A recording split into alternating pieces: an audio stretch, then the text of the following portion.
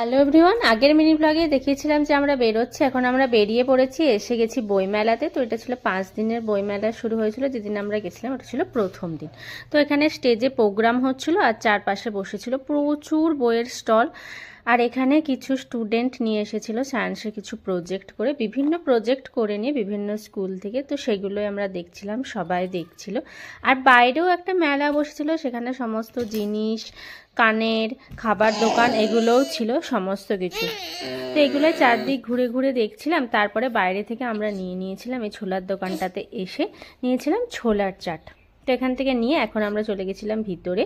তো ভিতরে এখানে বসেও গেছি স্টেজের সামনে চেয়ারে। তো এখানে হচ্ছিল পুরুলিয়ার ছৌ নাচ। তো আমি রিলেটেড ভিডিওতে ছৌ নাচ পুরোটা দিয়েছি, চাইলে চেক করে নিতে পারেন। তারপরে এসে গেছি ঘরে এসে সঞ্জন এখানে খেলছিল, ছুঁচো মুখ করতে শিখেছি, এটা নতুন। তারপরে খেয়ে নিলাম রাতে মটরশুঁটির কচুরি আর বাইরে থেকে আনা আলুর দম আর গুড়।